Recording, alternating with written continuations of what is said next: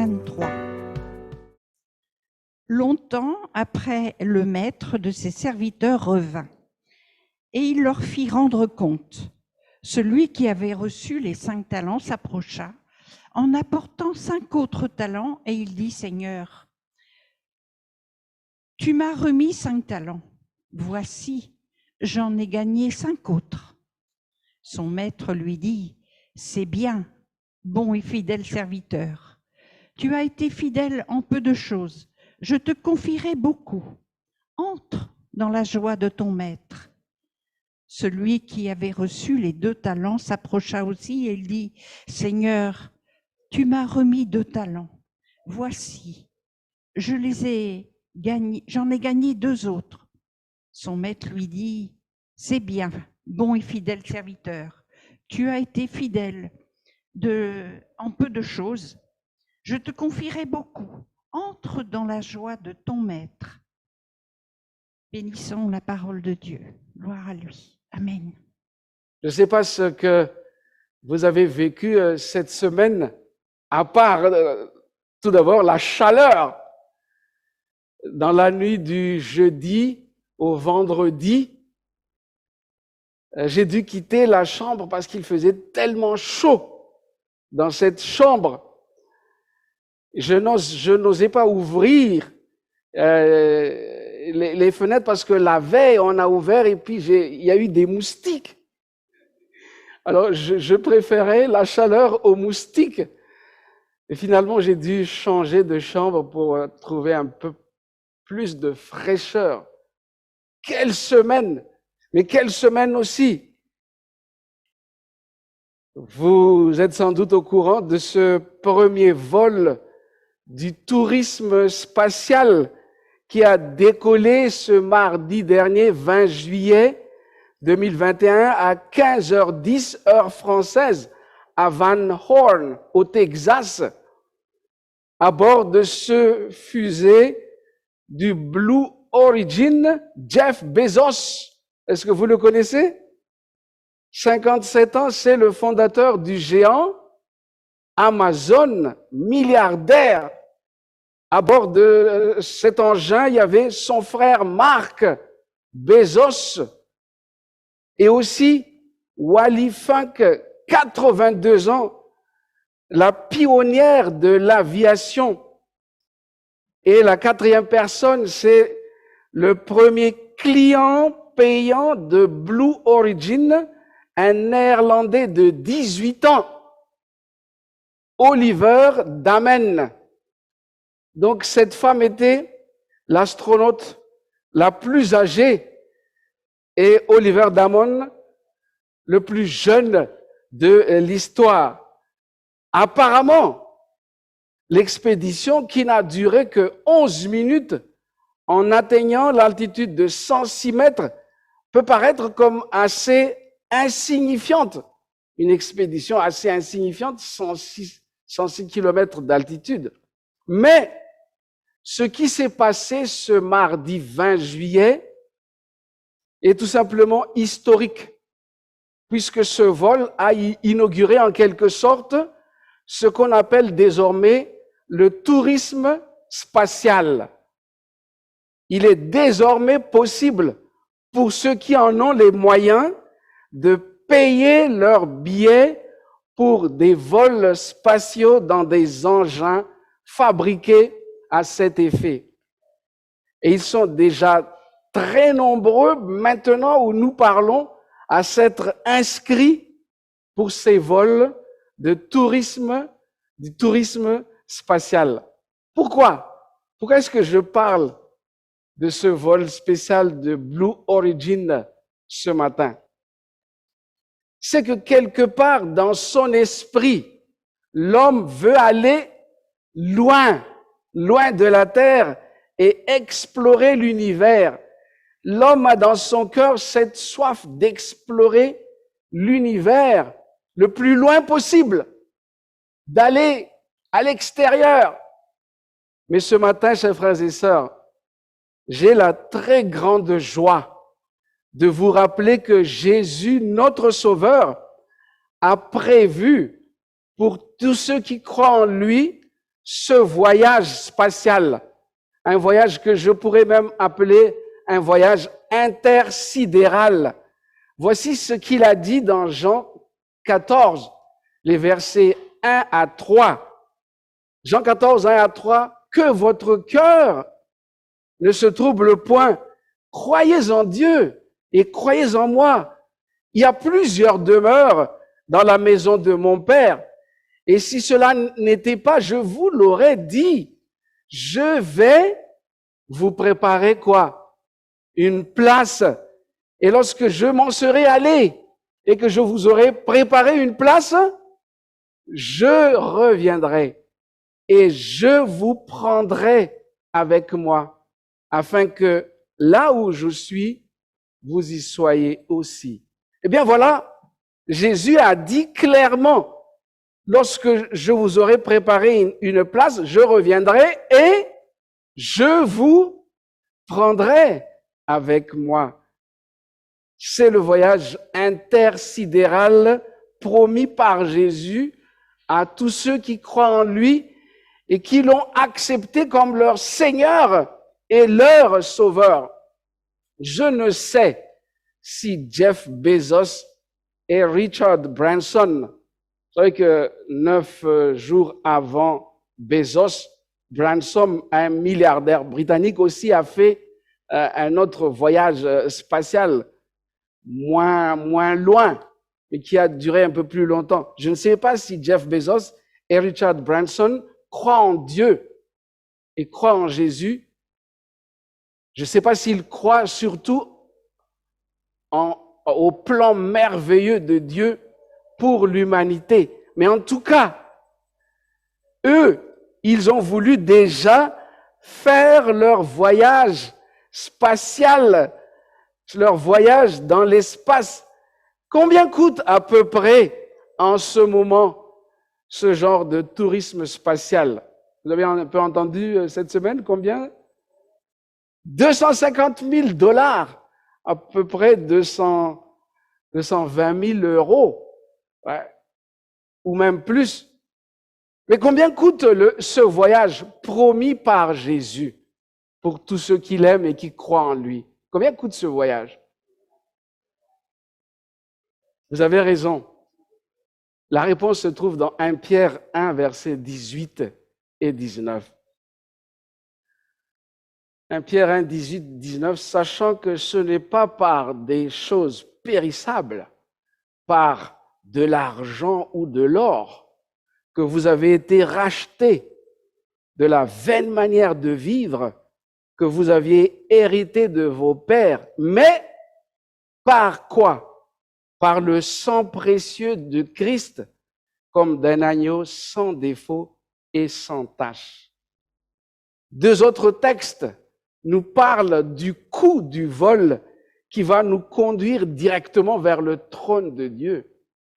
Romains 3, les versets 23 et 24.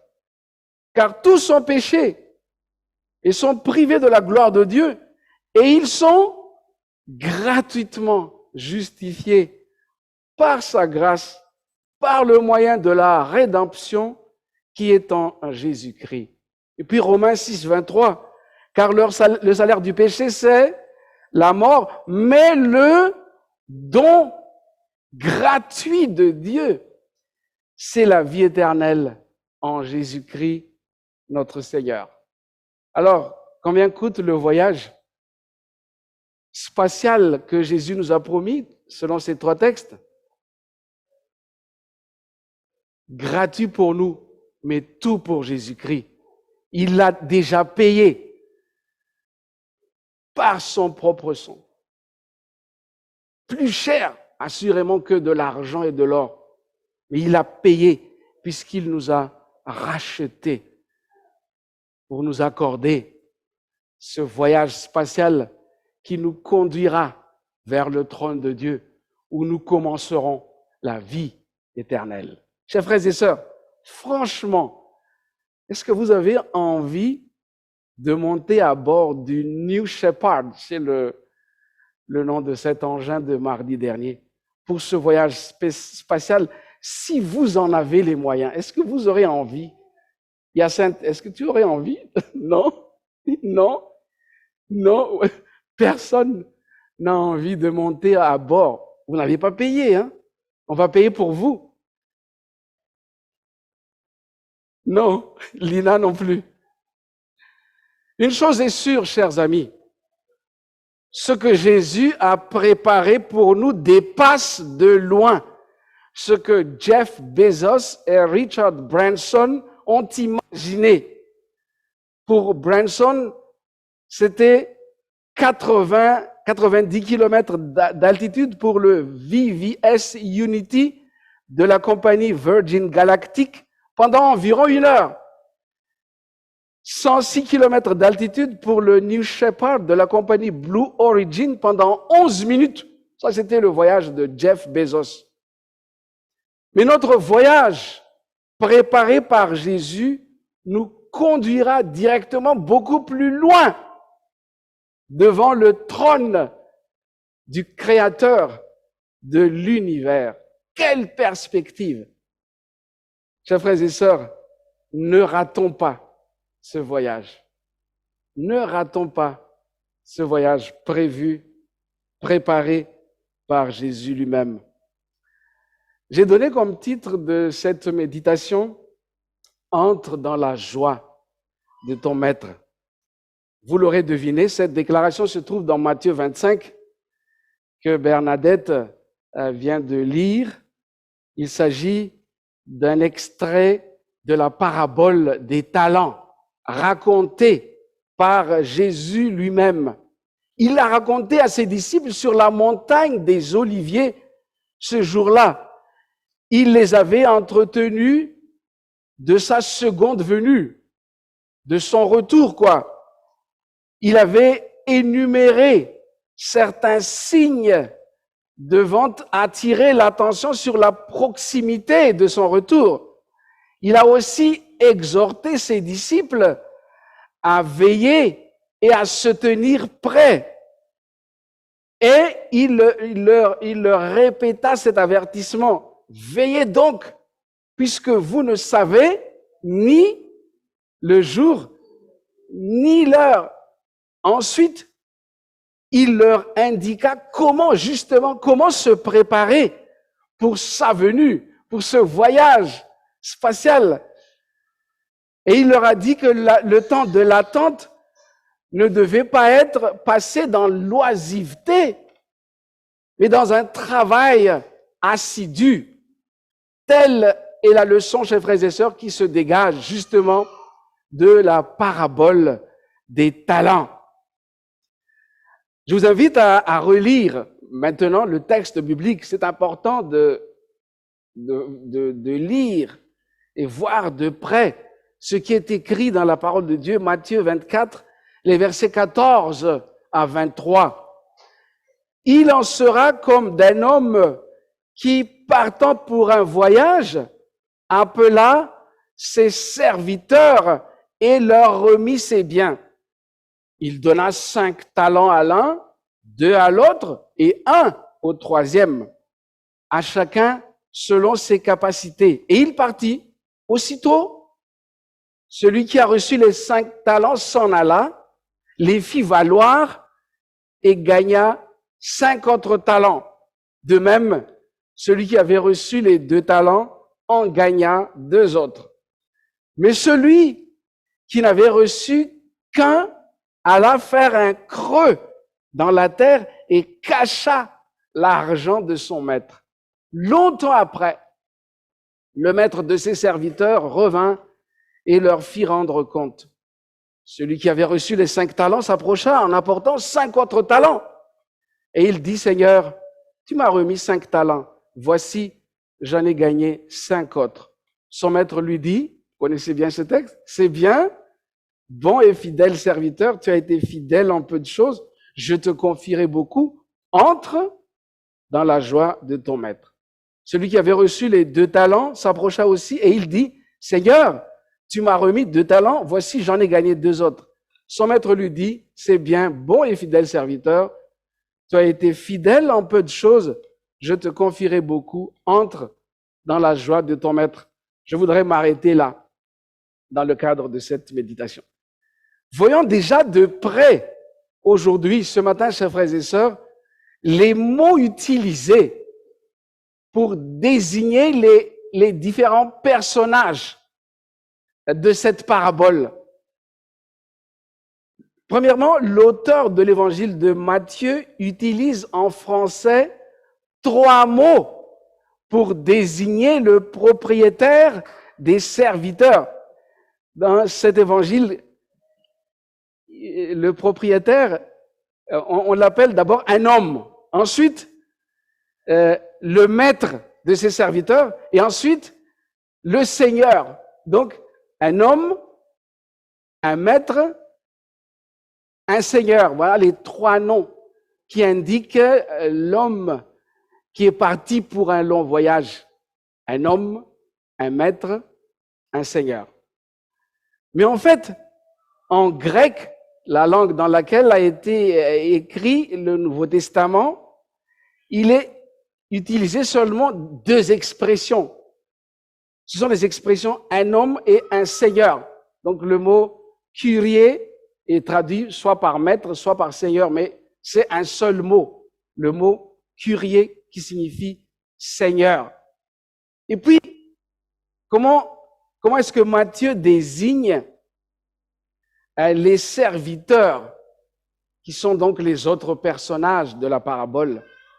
Le mot grec utilisé et que l'on a traduit serviteur est le mot doulos. Vous avez déjà entendu parler du bateau doulos? C'est un bateau qui distribue des livres évangéliques, des cassettes, des vidéos, etc. Mais le mot doulos veut dire littéralement esclave.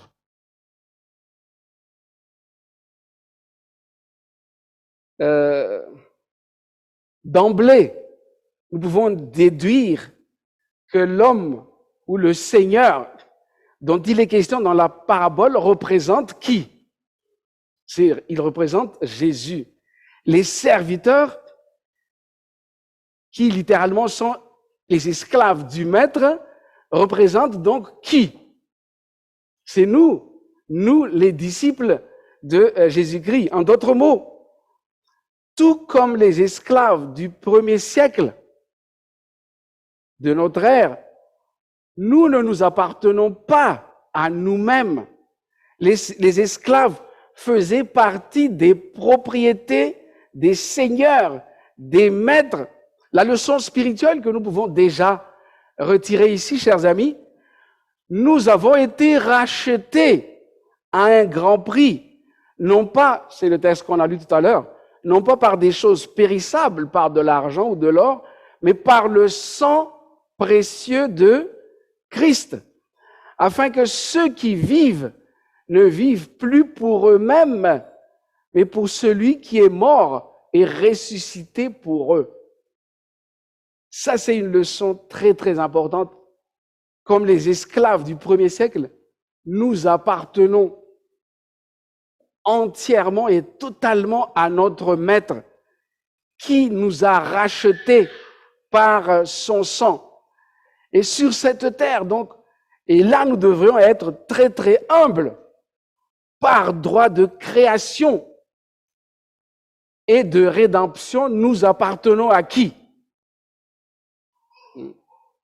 Nous appartenons à Dieu.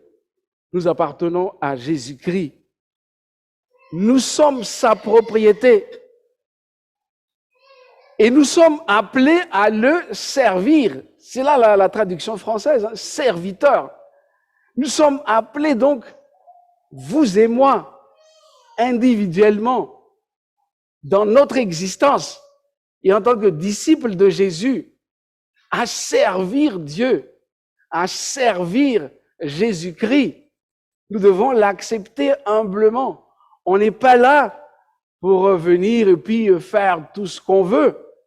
Mais en premier lieu, nous sommes là et nous existons pour servir Dieu. C'est pour cela que Jésus nous rappelle dans Matthieu 6, verset 33, est-ce que quelqu'un connaît le premier verbe à l'impératif qui se trouve dans Matthieu 6, 33? Cherchez premièrement le royaume de Dieu et sa justice. Nous sommes appelés premièrement à rechercher le royaume de Dieu et sa justice. À rechercher ici, c'est chercher à faire sa volonté, chercher à le servir. Les disciples du Christ ont été appelés en vue du service. Je ne sais pas si vous connaissez le livre, en fait c'est une compilation écrite par Ellen White qui s'appelle Le service chrétien. Est-ce que quelqu'un possède ce livre? Ah oui, il y en a 4 déjà ici devant.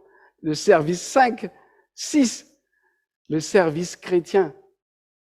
C'est un livre qui, justement, nous développe ce principe du service chrétien des disciples de Jésus-Christ, qui sont appelés ses serviteurs. Notre Seigneur enseigne que le véritable but de la vie, c'est l'utilité commune. On ne vit pas uniquement pour nous. Et je vais citer un texte d'Ellen White, justement contenu dans les paraboles de Jésus. Jésus lui-même, qui est d'ailleurs notre modèle, notre exemple, fut un ouvrier. Et il a fait du service une loi pour tous. Chacun doit se dépenser pour Dieu et pour ses semblables. Une existence consacrée au prochain met l'homme en relation avec le Christ. La loi du service est l'anneau qui nous relie à Dieu et nos semblables. La loi du service, c'est vraiment une loi pour nous. On est vraiment appelé pour servir. Est-ce que c'est difficile à accepter? Est-ce que c'est naturel au cœur humain d'exister pour servir Dieu et nos semblables? C'est la raison d'être de notre existence pourtant. Le maître, pour en revenir à la parabole, le maître qui connaît bien ses esclaves, mieux qu'eux-mêmes, donna 5 talents à l'un, 2 talents à l'autre, et 1 au 3e, chacun selon sa capacité. Quand on regarde de nouveau le texte grec, pour capacité, c'est littéralement à chacun selon sa force, à chacun selon sa puissance. Mais on a traduit à chacun selon sa capacité, qui n'est pas une fausse traduction. Hein. Et là, nous voulons à nouveau tirer 2 leçons. Premièrement, Dieu nous connaît individuellement. Il connaît nos talents innés et nos talents acquis. Il connaît nos dons spirituels et nos talents naturels et acquis. Dans son livre Les Paraboles, Ellen White dit que quand il est question des talents ici dans la parabole, il est question de nos talents innés, de nos talents acquis. Il est question aussi de nos dons spirituels, de nos talents naturels et des talents acquis. Donc, toutes nos capacités dans tous les domaines, nous sommes responsables devant Dieu de l'utilisation de tous ces talents. Donc, Dieu nous connaît individuellement. Deuxièmement, il connaît nos capacités. Capacités intellectuelles et physiques, bien entendu. Il nous connaît individuellement. Lorsque j'étais en 2e année d'études pastorales, à l'époque, les 2 premières années, on les faisait à l'île Maurice. Nous avions un professeur suisse qui s'appelait, il est déjà décédé, Alfred Richely. Je ne sais pas si certains d'entre vous ont entendu parler d'Alfred Richely. C'est quelqu'un d'extraordinaire parce qu'il parlait couramment le français, l'anglais, l'allemand, comme ça, il parle comme sa langue maternelle, un peu comme Roger Federer, c'est un autre Suisse. Quand il parle l'anglais, quand il parle l'allemand, quand il parle le français. Mais en plus, c'était un fin psychologue. Et il nous observait, chacun des 12 étudiants du séminaire de Phoenix à l'île Maurice. Il nous observait, il nous prenait à part, nous posait des questions. Il nous examinait. Et à la fin, il nous a dit, pas en public, mais individuellement, je connais tes capacités, je connais tes limites. Et c'était extraordinaire. Il connaissait tout. Tu as du potentiel. Toi, tu as fait déjà ton maximum. Tu ne peux pas aller plus loin. Certains étaient découragés, mais il disait la vérité. Tu as un potentiel, mais tu es paresseux. Il disait ça à certains. Tu peux aller encore plus loin. Un fin psychologue, Alfred Richely. Mais Dieu nous connaît infiniment mieux que le pasteur Richely. Il connaît nos capacités. Il sait de quoi nous pouvons être capables. Mais il connaît aussi nos limites. Il nous comprend. C'est notre Créateur. Il connaît nos potentiels. L'humilité est exigée de celui qui a plus de talent et aussi de celui qui en a moins. Ça, c'est un caractère très important, l'humilité. Je vous invite à prendre les leçons contenues dans les versets 16 et 17. Là, nous avons déjà lu que celui qui a reçu les 5 talents et celui qui en a reçu 2 ont aussitôt, il y a le mot aussitôt, ils ont aussitôt fait valoir leur talent et en ont gagné respectivement 5 et 2. Donc leur talent a été multiplié par 2 après les avoir fait valoir. Cela veut dire que dans notre service pour Dieu et pour nos semblables, en premier lieu, nous devons agir immédiatement et non attendre. Il y a le mot aussitôt. Il faut agir de suite. Il ne faut pas attendre. C'est une tendance humaine. On attend. Je ne vais pas parler du vaccin parce que les gens en général, je connais pas les avis des gens ici, mais en écoutant un peu à gauche et à droite, les gens sont très, très divisés concernant le vaccin et on n'en discute pas. Mais ceux qui ne veulent pas se faire vacciner, ils disent « j'attends. J'attends encore. Je vais voir. » Je ne porte pas de jugement sur quiconque ici. On est tous libres. On peut peut-être attendre concernant le vaccin, mais selon ce texte biblique, on ne devrait pas attendre pour faire fructifier nos dons pour Dieu et pour nos semblables. C'est le mot aussitôt. Je vous invite à retenir ce mot aussitôt. Dès que possible, utilisez vos talents. Faites valoir vos dons spirituels, vos talents acquis, ce que vous avez. On ne nous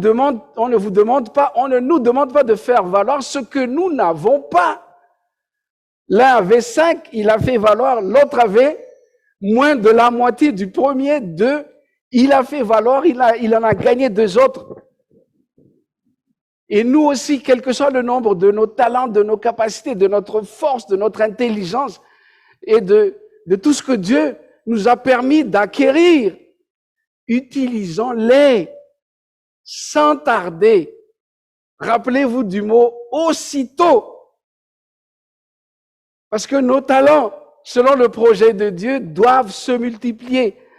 En d'autres mots, nous devrions toujours monter en efficacité et en rendement dans notre service pour Dieu, pour son Église et pour les autres à l'intérieur et à l'extérieur de l'Église, dans notre lieu de travail, dans notre quartier, dans l'immeuble où nous habitons. Il devrait toujours y avoir de la place pour le progrès, quelle que soit notre condition, notre âge, nos moyens. Il y a de la place pour le progrès. Vous aurez remarqué que j'ai fait exprès de ne pas étudier le cas du troisième serviteur, qui n'en avait reçu qu'un talent. Mais tirons maintenant des leçons du verset 19. Longtemps après, le maître de ses serviteurs revint et leur fit rendre compte. Chers frères et sœurs, tôt ou tard, en tant que serviteurs de Dieu, nous devrions rendre compte. C'est la leçon tirée du verset 19. Il y a l'heure de rendre des comptes. Et ça, est-ce que c'est facile de rendre compte, hein? L'heure des comptes. Il faut rendre des comptes. Je vous invite à présent, et pour terminer, à tirer des leçons des versets 21 et 23, où il est dit, c'est bien, bon et fidèle serviteur. Je l'ai lu, j'ai insisté beaucoup. Tu as été fidèle en peu de choses, je te confierai beaucoup. Entre dans la joie de ton maître. J'ai retiré 4 leçons de ces 2 versets 21 et 23 qui sont identiques pour le premier serviteur, 5 talents, et pour le deuxième serviteur, 2 talents. 4 leçons. Bon et fidèle serviteur. C'est bien, bon et fidèle. Donc, Jésus loue, Jésus approuve ce que le premier et le deuxième serviteur ont fait de leur talent. C'est bien. Et il les qualifie de bons et fidèles serviteurs. Le mot bon, on obtient du grec, le mot bon, c'est le mot agate. C'est quoi une agate? C'est une pierre précieuse. Hein? Quelle est la caractéristique de l'agate? Couleur de l'agate? Vert bleu. Voilà, vert bleu, parfois vert, mais l'agate, c'est comme ça. Et, selon les spécialistes, la couleur de l'agate, c'est l'intégrité. C'est un peu de ce matin. Uri l'intègre. Et la fidélité en toutes circonstances. C'est ce que notre maître attend de nous. En toutes circonstances, intègre. Comme Daniel, comme Joseph, partout où ils étaient, même en exil, ils étaient intègres, ils étaient bons, ils étaient fidèles. Deuxième leçon, tu as été fidèle en peu de choses. Il s'agit ici de la loyauté dans les détails. Quelles que soient les fonctions qui vous ont été confiées par l'Église, quelles que soient vos fonctions à la maison, dans votre lieu de travail et partout, soyez des serviteurs loyaux vis-à-vis de Dieu et vis-à-vis des autres. La loyauté. Et ça, on l'a retrouvé à nouveau chez Uri ce matin. On lui a dit d'aller dormir, rencontrer sa femme après des semaines et peut-être des mois sur le front de bataille. On lui dit de rentrer chez lui, rencontrer sa femme. Qu'est-ce qu'il fait? Par loyauté vis-à-vis des autres, Joab et des autres soldats sur le front de bataille. Même si c'est le roi de la terre qui lui a demandé d'aller chez lui, et c'était un piège pour lui. Qu'est-ce qu'il a fait? Il a dormi avec les autres à l'extérieur. Même s'il y avait des moustiques ou d'autres choses, il a préféré par loyauté dormir à l'extérieur. Leçon 3. Je te confierai beaucoup. Qu'est-ce que Jésus veut dire par là?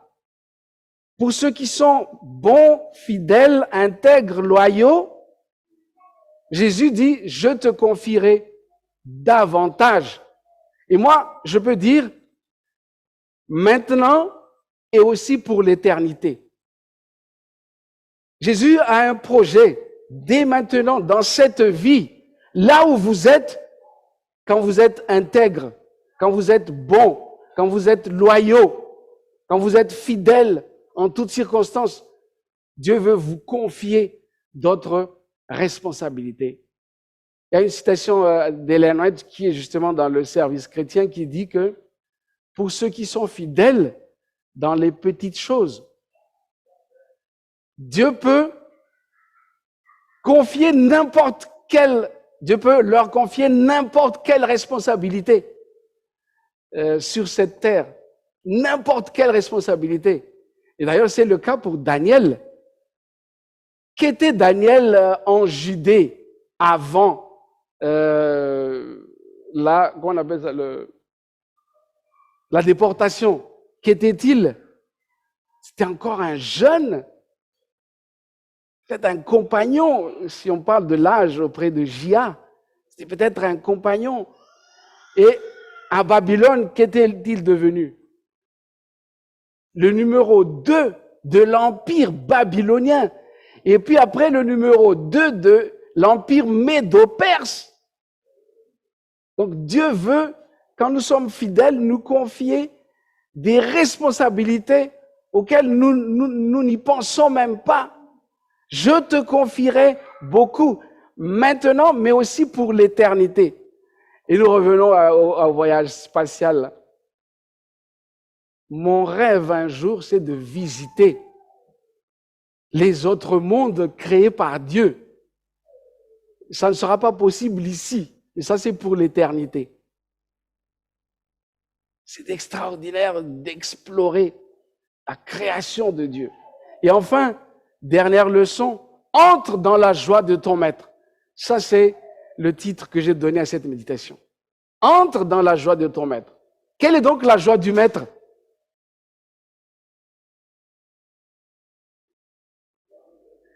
De nous accorder l'éternité, mais avant, quelle est déjà la joie du Maître qui est Christ, qui est Dieu? Hein?